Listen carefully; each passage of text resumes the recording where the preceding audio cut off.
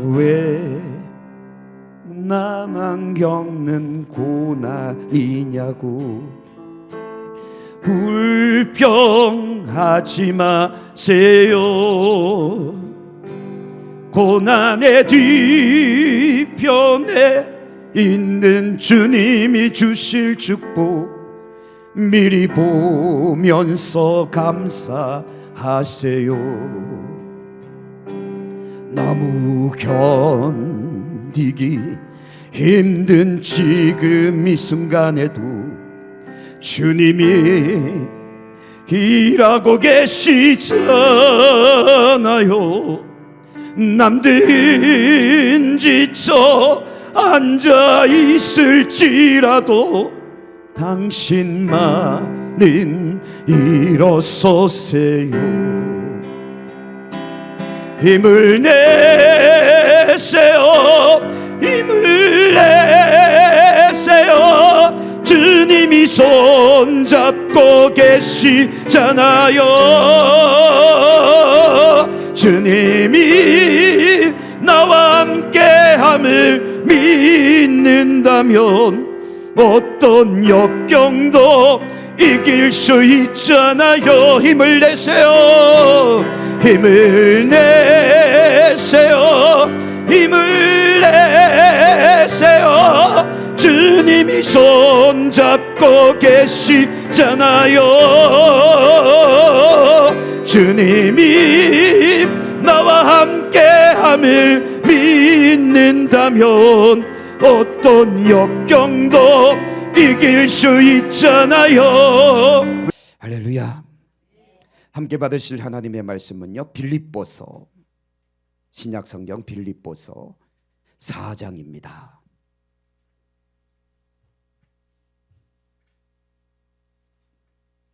빌립보서 4장 4절부터 7절까지인데요. 빌립보서 4장 4절에서 7절, 우리 같이 함께 한 목소리로 합독하겠습니다. 주 안에서 항상 기뻐하라. 내가 다시 말하노니 기뻐하라. 너희 관용을 모든 사람에게 알게 하라. 주께서 가까우시니라. 아무것도 염려하지 말고 다만 모든 일에 기도와 간구로 너희 구할 것을 감사함으로 하나님께 아뢰라. 그리하면 모든 지각에 뛰어난 하나님의 평강이 그리스도 예수 안에서 너희 마음과 생각을 지키시리라. 아멘. 오늘은 제가 제 간증을 먼저 시작하면서 말씀을 나누려고 그럽니다. 오늘 새벽에도 동일한 이 말씀을 가지고 함께 말씀을 나누었거든요. 그리고 기도가 시작돼서 제가 여기서 엎드려 막 기도를 하는데 놀라운 일이 일어났습니다. 하나님께서 제게 속삭이시는 거예요. 주님께서 정말 세미한 음성 가운데 저에게 속삭여 주시는데 이렇게 이야기하시는 거예요. 미안하다 그러시는 거예요. 미안하다. 그래서 뭐가 미안하십니까? 그랬더니 너가 그 모진 세월 살아오게 해서 참 미안하다 그러시는 거예요. 근데요, 사실 그동안은 제가 솔직히 말씀드리면 하나님을 원망하는 것도 있었고 제 자신에 대한 후회도 정말 많았었거든요. 왜 내 인생은 이럴까? 왜 나의 삶은 이럴까? 저도 평범하게 살고 싶었는데 돌아보면 제 삶의 모든 여정들이, 목회 여정들이 너무 힘겨웠던 겁니다. 물론 성과도 있었죠. 개척을 하고 교회가 성장하고 놀라운 부흥도 일어났지만 그러나 개인의 삶을 들어가 보면 형편없이 무너지는 그런 삶들이, 그런 시간들이 너무 많았었거든요. 그때마다 절망하고 그때마다 쓰러지고 그때마다 하나님 원망하면서 왜 나는 이렇게 살아야 됩니까? 왜 나는 이렇게 살아야 됩니까? 정말 많이 탄식했습니다. 그리고 참 마음이 연약해지고 약해지더라고요. 근데 새벽에 미안하다 하시는 거예요. 그러면서 덧붙여서 이렇게 말씀하시는 거예요. 내가 그리는 큰 그림이 있다. 너는 그 가운데 하나의 점이다. 저는 깜짝 놀랐습니다. 제 인생을 점이라니요. 하나님의 이 구속의 계획, 창세기부터 요한계시록까지 이 구속의 계획, 그 가운데 제가 있다는 거예요. 그게 하나의 점. 그러나 그게 점이 아니라 하나님의 엄청난 계획의 하나의 일부라는 겁니다. 일부. 그러면서 요셉을 떠오르게 하시고 모세를 떠오르게 하시고 다윗을 기억나게 하시면서 그들도 그렇게 살았어. 그들도 그러한 모진 세월을 살았어. 어쩌면 너보다 더 했을걸. 어쩌면 너가 흘리는 눈물보다 더 많이 울었을걸. 그게 감동으로 계속 오는 거예요. 근데 우리는 성경을 통해서 이미 알고 있잖아요. 그들이 어떤 삶을 살았고 그 삶을 통해 어떤 결과가 이루어졌고 그 결과를 통해 하나님 나라가 어떻게 확장됐는지 이미 알고 있습니다. 아, 그렇구나. 아, 그렇구나. 그러면서 하나님께서 저를 위로하시는데 미안하다. 앞으로도 그런 세월들, 시간들을 살아가야 될 수도 있겠지만 그러나 이겨내줘. 버티고 다시 한번 일어나 주라. 사람이 어떤 말로 위로하는 그 위로보다 그 한마디가 제게 엄청난 위로가 됐습니다. 어쩌면 한 20년 가까이 쌓여있는 이 응어리, 이게 확 풀리는 느낌이 드는 거예요. 그러면서 막 머릿속이 환해지는 느낌 있잖아요. 아, 하나님 감사합니다. 저절로 터져 나오더라고요. 감사가. 오, 하나님 감사합니다. 그래서 하나님께서 어루만져 주셨습니다. 그래서 오늘 이 밤에 이 말씀을 다시 한번 전하고자 제가 선 거예요. 여러분, 오늘 빌립보서 4장 6절 말씀을 한번 보실래요? 4장 6절 말씀 보시면 아무것도 염려하지 마라 라고 시작이 됩니다. 아무것도 염려하지 마라. 근데 여기서 아무것도 염려하지 마, 이게 진짜 염려하지 말라는 소리가 아니더라고요. 성경을 좀 더 정확하게 번역하면 이렇게 됩니다. 너희가 염려하는 거 알고 있어. 너희가 지금 힘들어하는 것도 알고 있어.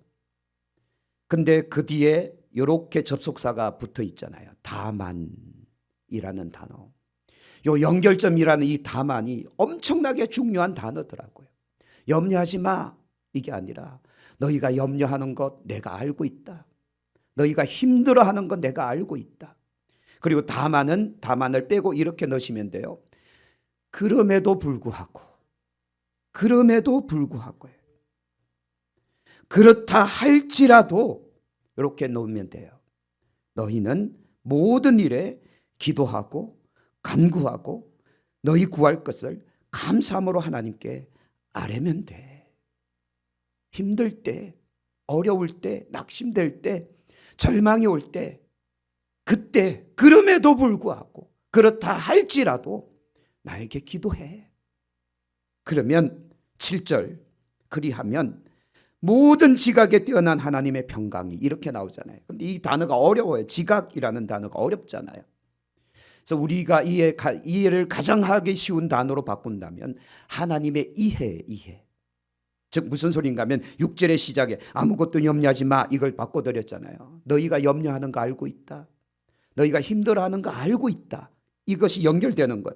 모든 지각에 뛰어난 하나님의 평강. 곧 무슨 소리인가 하면 우리의 염려도 알고 우리의 고통도 알고 우리의 눈물도 알고 계시는 그 하나님이 우리를 이해하신다. 이해하시기 때문에 그 하나님의 평강이 그리스도 예수 안에서 너희 마음과 생각을 지켜주실 거야, 이겁니다. 근데 우리는 이렇게 생각하잖아요. 주여 이것도 주시고 저것 주시고 이것 이루어 주시고 저것 이루어 주시고 이렇게 기도하잖아요. 이걸 기도라고 생각하거든요. 근데 아니에요. 이건 요청이고 간청일 뿐이지 사실은 정확한 기도가 아니더라는 거예요. 오늘 여기서 말하는 기도와 간구는 무엇이냐? 여기서 말하는 기도란 과연 무엇이냐? 자, 하나님께서는 어떤 식으로 응답하시는가 하면 자세히 한번 보시죠. 7절 말씀에 하나님의 평강이 우리를 이해하고 계시는데 어떻게 이해하고 계시는가? 그 하나님의 이해를 따라서 그리스도 예수 안에서 우리의 뭐와 뭐를 지키십니까? 마음과 생각을 지켜주신다는 거예요. 모진 세월 속에 넘어질 수 있는 우리를 이해하시니까 다시 붙들어 주시는 거예요. 그 험악한 세월을 살아가면서 시험 들어서 자빠질 수 있기에 우리를 다시 일으켜 세워주시는 거예요. 왜? 우리를 이해하시니까. 예수님도 이 땅에 오셔서 얼마나 많은 모진 핍박을 받으셨습니까? 하나님의 본체가 이 땅에 오셨는데 갈대로 희롱하고 침 뱉고 따기 때리고 가시면류관 씌우고 채찍으로 때리고 홍포를 입히고 골고다 언덕까지 십자가 지워서 지고 가게 하시고 심지어는 십자가에 못 박아서 희롱하며 창으로 옆구리를 찌르는, 인간으로 할 수 있는 일입니까? 아니잖아요. 흉악한 짓을 행했음에도 불구하고 예수님은 이렇게 말씀합니다. 아버지여, 저들의 죄를 용서하옵소서. 자기들이 하는 일을 알지 못하나이다. 다 이해하고 계시는 거예요. 모르니까 저러지. 모르니까 저러지. 이해하고 계시는 거예요. 이해하고 계시기 때문에 여러분들을 붙들고 계시는 거예요. 여러분들이 방황해도, 여러분들이 쓰러져도, 여러분들이 믿음에서 나 신앙생활 안 할래 하고 자빠져서 세상으로 나간다 할지라도 여전히 우리를 붙들고 계시는 거예요. 이게 우리의 마음과 생각을 지키시는 거예요. 그래서 여러분들은 오늘 밤에도 나오셨잖아요. 하나님이 지키신 거예요.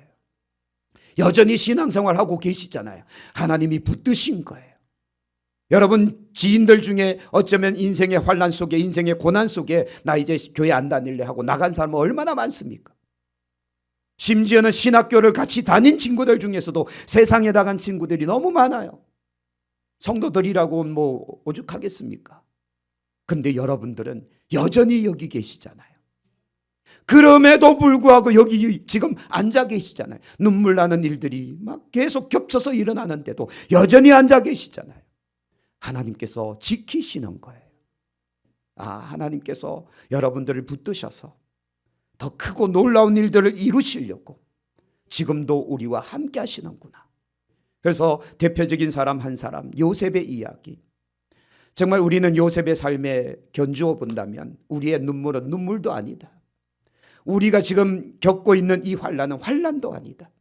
여러분, 형제들에게 미움받아서 죽을 뻔 해본 적 있으십니까? 물 없는 구덩이에 처박혀서 형님들 살려달라고 애원하고 눈물 콧물 흘려가면서 애원하고 아무도 그 요셉을 건져주지 않는 그 비참함. 그리고 미디안 상인들이 지나갈 때 노예로 팔아버립니다. 노예로 팔렸다는 건 이제 더 이상 자유가 없고 밧줄로 꽁꽁 묶여서 끌려가는 겁니다. 끌려가면서 얼마나 뒤를 되돌아봤을까요? 형님들 얼마나 소리를 질렀겠습니까? 형님들 아무도 도와주지 않습니다. 그리고 애굽으로 끌려가는 그 요셉, 그 삶을 한번 보십시오. 누가 그 요셉의 삶을 이해할 수 있겠습니까? 노예 시장에서 노예로 팔려갑니다. 겨우 돈 얼마에 팔려갑니다. 그리고 고위 관직의 집에 팔려가긴 했지만 그 어린 소년의 마음은 얼마나 큰 상처를 입었겠습니까? 수년의 세월이 지나가면서도 그 어린 소년 아버지를 그리워하지 않았겠습니까? 어머니를 그리워하지 않았겠습니까? 고향 땅을 그리워하지 않았겠습니까? 한번 가보고 싶겠지만 자유가 없는 노예, 내가 조금만 게을러도 채찍이 날라오고 조금만 뭔가 좀 방심하면 또다시 몽둥이가 날라오는 그 노예의 삶, 얼마나 힘들었겠습니까? 근데요, 이상하죠. 그 엄청난 상황 속에서도 요셉의 삶은 성경이 한마디로 이야기해요. 보디발의 눈에 띄었고 보디발을 그를 가정의 총무로 삼았더라. 여러분, 낙심할 수 있잖아요. 아니, 낙심이 아니라 목숨을 끊을 수도 있잖아요. 그렇죠. 모든 희망 사라졌으니까 나 이제 끝낼래. 그냥 이 세상 살면 뭐해. 끝낼 수도 있는 상황이지만 하나님께서 그 마음을 붙드시고 생각을 붙드시고 그 삶을 붙드셔서 그 가정의 총무로까지 일어날 수 있도록 하나님께서 세우시잖아요. 이게 마음과 생각을 붙드시는 거예요. 절망할 수 있지만, 좌절할 수 있지만, 다 포기할 수 있지만 여전히 그 마음 붙드셔서 그곳에서도 다시 일어나게 하시는 하나님. 그리고 그의 생각을 붙드셨지만 또다시 한 어려움이 또 오잖아요. 하나님이 왜 와이카십니까? 할 수 있는 그런 상황이 또 오잖아요. 우리는 어려움 하나 지나가면 이제 하나님께서 시온의 대로를 활짝 여셔서 정말 고속도로 달리겠구나 라고 생각하는데 저도 살아보니 그게 아니더라고요. 하나의 어려움이 지나가면 굽이 넘어가는 저 태백산맥 꼭대기에서 저 멀리를 바라보면 끝이 없습니다.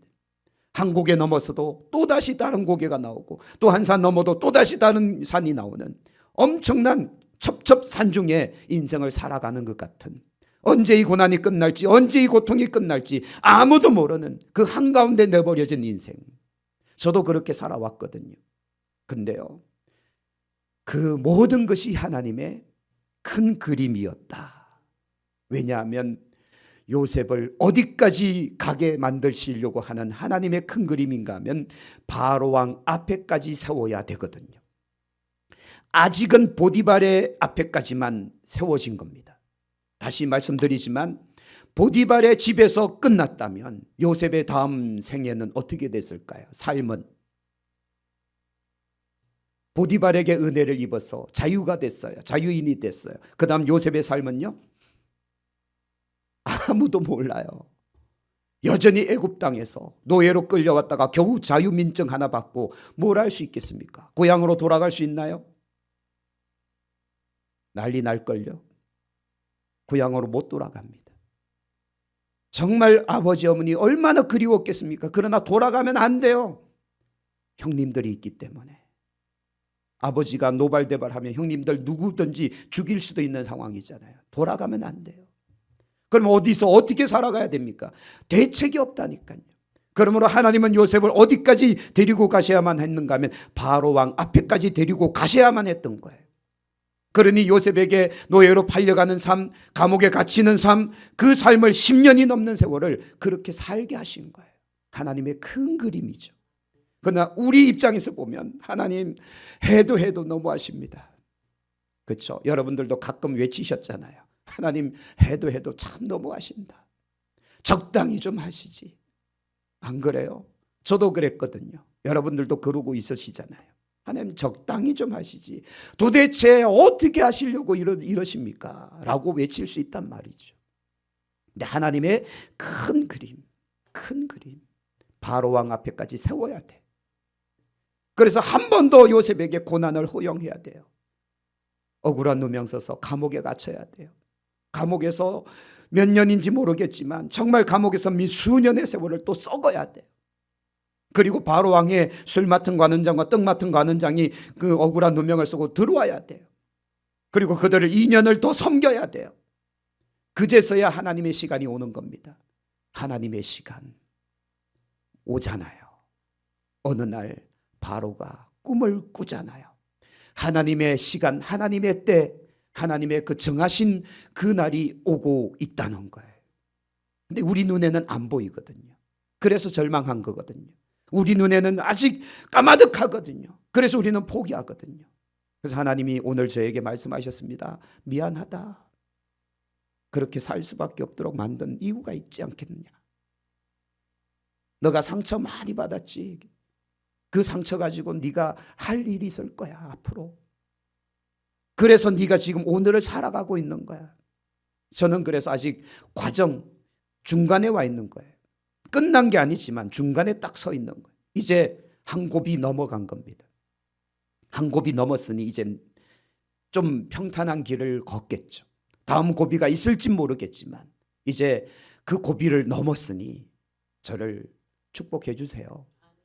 한 곱이 넘어갔다니까요. 그리고 이제 하나님께서 뭔가 새 일을 준비하고 계시는 걸 여러분께 정말 말씀드립니다. 뭔가 놀라운 일들을 준비하고 계시는 것. 아직은 몰라요. 그 일이 어떤 일인지, 어떤 일이 준비되어 있는지는 모르지만 하나님께서 뭔가 일을 꾸미고 계시더라고요. 뭔가 어렴풋이 보이게끔 만드셨어요. 근데 아마 명확해질 날이 틀림없이 오겠죠.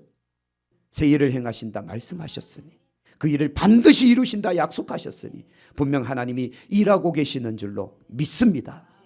그래서 하나님께서 지금도 제 마음과 생각을 붙드시는 거예요. 충분히 낙심하고 절망할 수 있는 그런 상황에서도 붙드시고 여기까지 오게 하셨잖아요. 그래서 오늘 여러분 이 말씀을 꼭 기억하시길 바랍니다. 6절에 아무것도 염려하지 마라. 이 말을 다시 바꿉니다. 너희가 염려하는 거 알고 있어. 너희가 힘들어하는 거 알고 있다고. 그럼에도 불구하고 그러할지라도 모든 일에 기도와 간구로 너희 구할 것을 감사함으로 하나님께 아뢰라 라는 거예요. 그러면 여러분 우리가 하나님 앞에 나가서 간청만 하지 말고 감사합시다. 간청이라는 건 하나님 이것도 주시고 저것도 주시고 이거 해결해 주시고 이것도 해결해 주시고 네, 다시 말씀드릴게요. 지금 해결되면 돼요, 안 돼요? 보디발 집에서 응답받으면 돼요, 안 돼요? 안 된다니까요. 보디발 집에서 응답받으면 다윗은 그 다음 스텝이 없다니까요.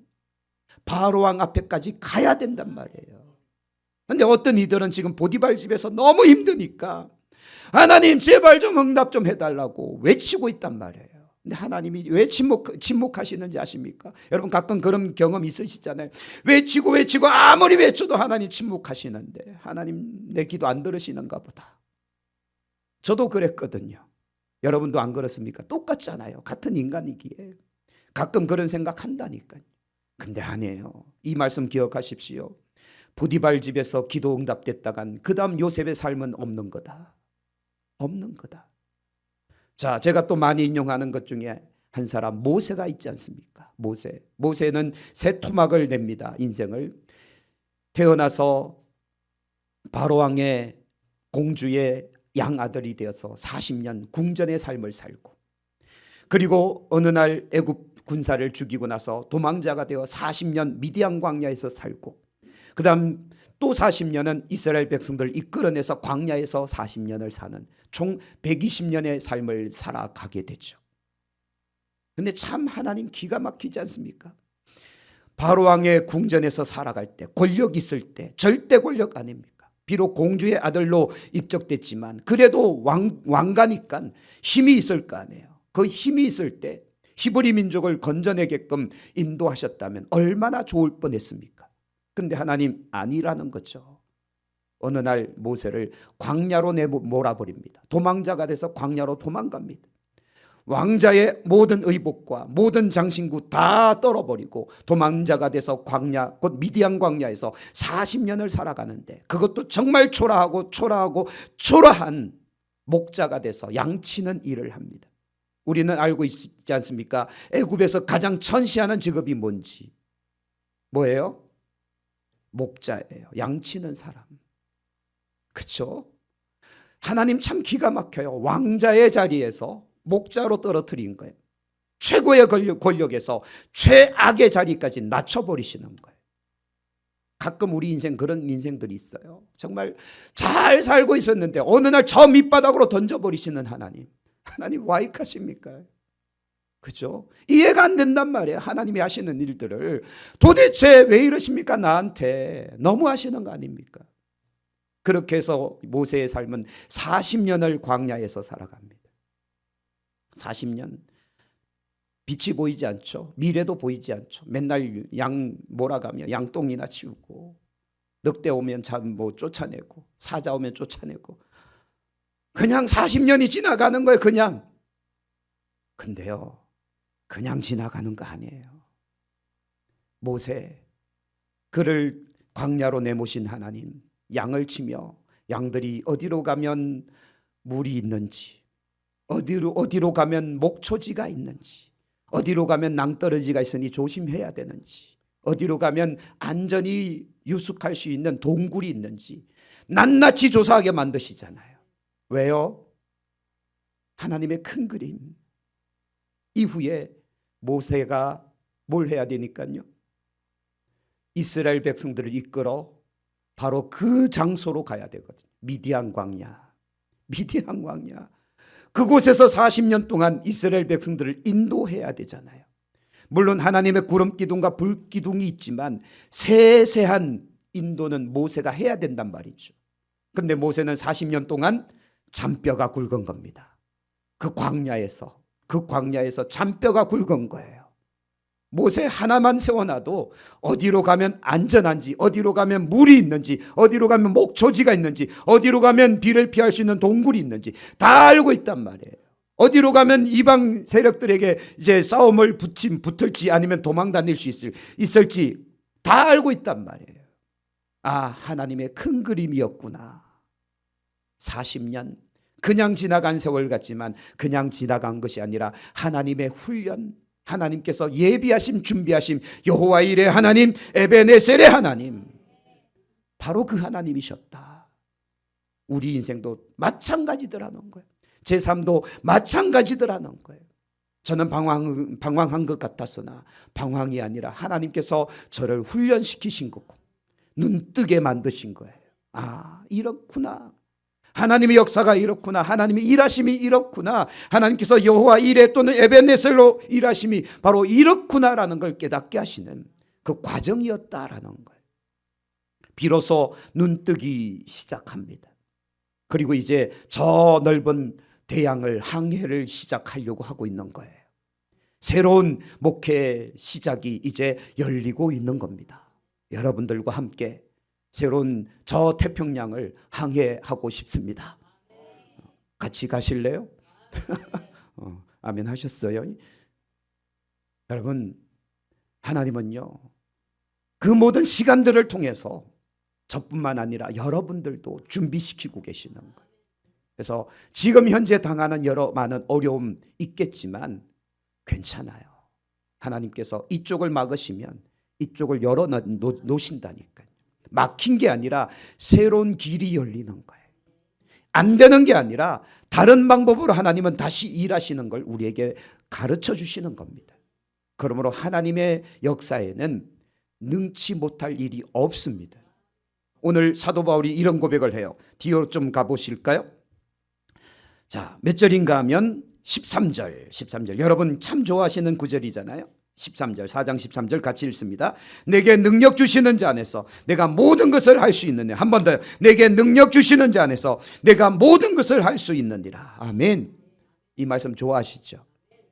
그래서 어떤 사람들은 그냥 무조건 막 적용해. 할 수 있느니라. 할 수 있느니라.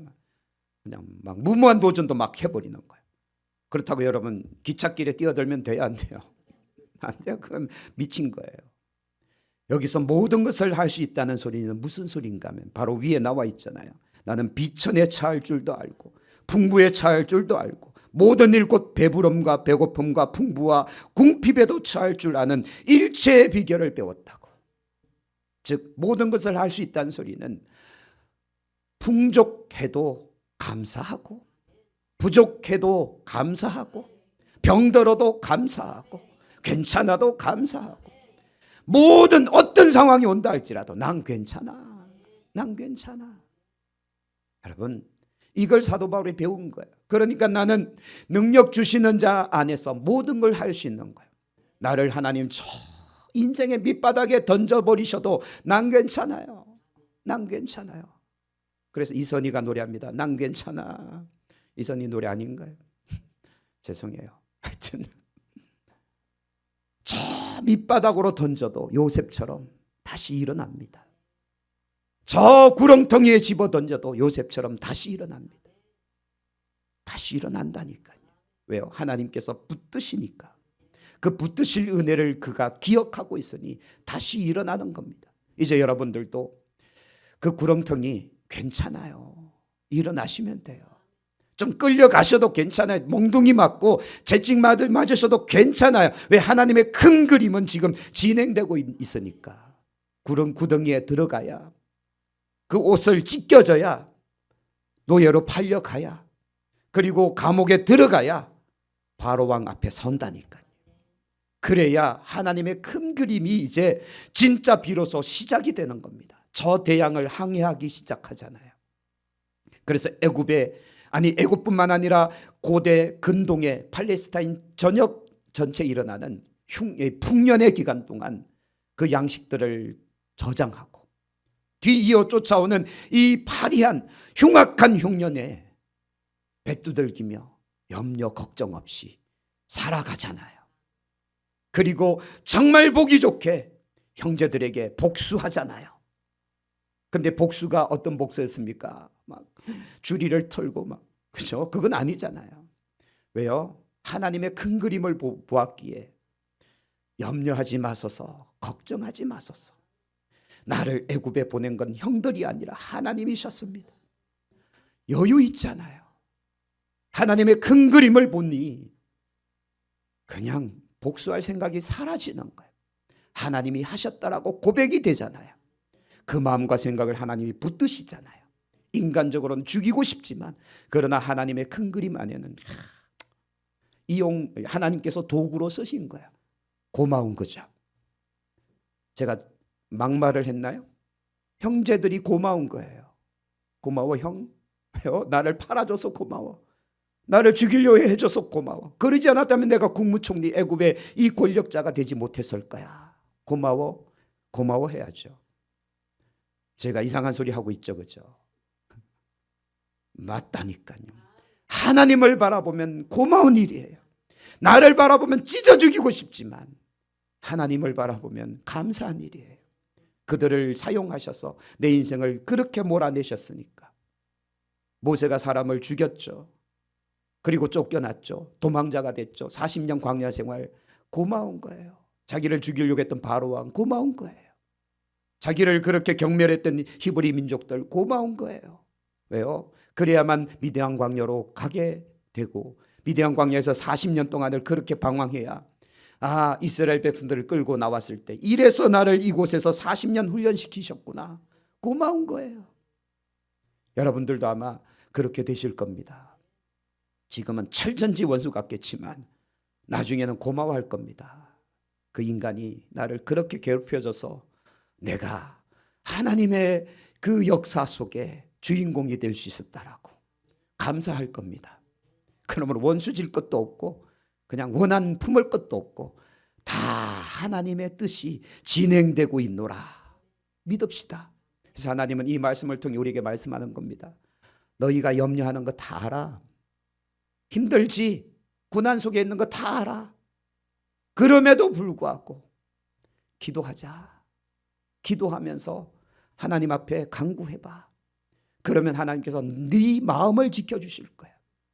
간청하지 말고 감사하고 정말 하나님 앞에 요청하지 말고 영광 돌리면 하나님의 때가 앞당겨진다. 하나님의 시간이 속히 이루어진다는 사실을 우리가 기억합시다. 그러면요 여러분 여유가 생긴다니까요. 원수를 만나도 괜찮아 여유가 있다니까요. 왜? 하나님이 하신 거니까. 그러므로 오늘 이 말씀을 여러분 받으면서 내게 능력 주시는 자 안에서 모든 것을 할 수 있다는 건 괜찮으니까. 배고파도 괜찮아. 그렇죠? 풍부해도 괜찮아. 나는 흔들리지 않아. 왜? 하나님께서 일하시는 걸 알고 있기에 나는 오롯이 믿음의 길 갈 거야. 교만하지 아니하고 좌절하지 아니하고 그냥 어떤 상황 속에서도 나는 믿음의 길을 갈 거야. 모든 것을 할 수 있다는 거죠. 자, 그래서 다시 한번 이 말씀을 읽고 이제 마치려고 하는데요. 6절 말씀, 4절부터 봐야 되겠네요. 4절 말씀. 주 안에서 항상 뭐하라? 기뻐하라 라고 이야기합니다. 내가 다시 말하노니 기뻐하라. 왜요? 하나님의 큰 그림을 보면 여러분 노예로 팔려간 요셉이 기뻤겠습니까? 억울하게 누명 써서 감옥에 갇혔는데 기쁘겠습니까? 모세가 그만 광야로 내몰아져서 40년을 양똥이나 치우고 있는데 기쁘겠습니까? 다윗이 도망자가 돼서 저 광야에서 배고프고 춥고 덥고 도망다니는 그 신세가 기뻤겠습니까? 근데 성경은 말해요. 기뻐하라. 다시 말하노니 기뻐하라. 왜요? 하나님의 큰 그림이 시작됐다. 하나님의 엄청난 역사가 지금 시작이 됐다. 그리고 바로왕 앞에 설 때까지, 그렇죠? 모세도 바로왕 앞에 설 때까지, 다윗도 머리에 기름 부음 받아 이제 이스라엘의 왕이 되는 왕관을 쓰기까지 하나님은 그 과정을 거치게 하셨으니 하나님의 위대한 역사는 시작이 된 거다. 여러분들도 고난이 시작됐습니까? 하나님의 위대한 역사가 시작이 된 겁니다. 고난이 아니라 하나님의 새 역사의 시작인 겁니다. 여러분 인생이 고달프고 힘들고 어려우십니까? 기도했는데 응답이 안 되는 것 같습니까? 아니요. 하나님의 역사가 이제 시작이 되고 있는 겁니다. 깜깜한 것 같고 하나님이 침묵하는 것 같지만 아니요. 침묵이 아니라 하나님의 기다리십니다. 하나님의 기다리십니다. 자, 이제 마지막 한 가지를 참고로 말씀드릴게요. 노아가 방주를 짓습니다. 근데 제가 오늘 새벽에 성경을 쭉 읽다가 갑자기 번쩍 떠오르는 게 있었어요. 아, 그렇구나. 뭔가 하면 고페너 나무를 가지고 방주를 짓되 1층, 2층, 3층을 하고 창은 어디에 내고 어떻게 문을 달고 어떻게 해서 어떻게 만들라 다 상세하게 말씀을 하시는데 하나님이 하나를 빼먹으셨더라고요. 뭘 빼먹었는가 하면 언제까지 만들어 이걸 말씀을 안 하셨어요. 성경에 보면 안 나와요.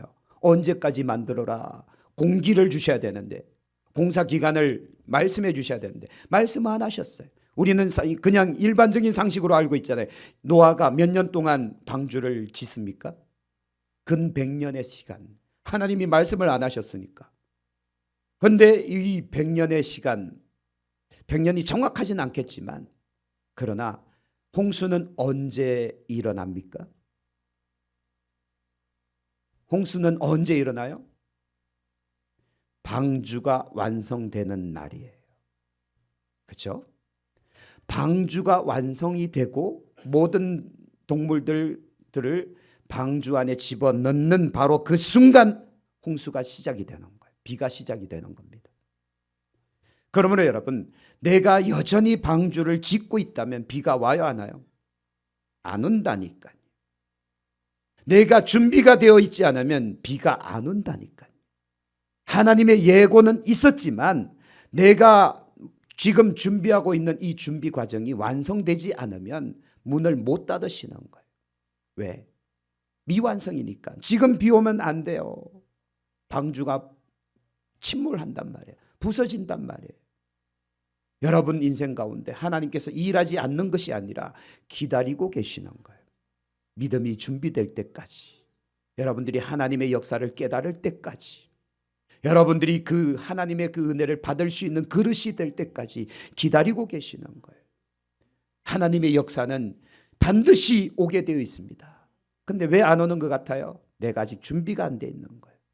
이 준비를 뭘로 합니까? 모든 기도와 간구로 너희 구할 것을 감사함으로 하나님께 아뢰라. 그러면 하나님이 너희 마음과 생각을 지켜주신다.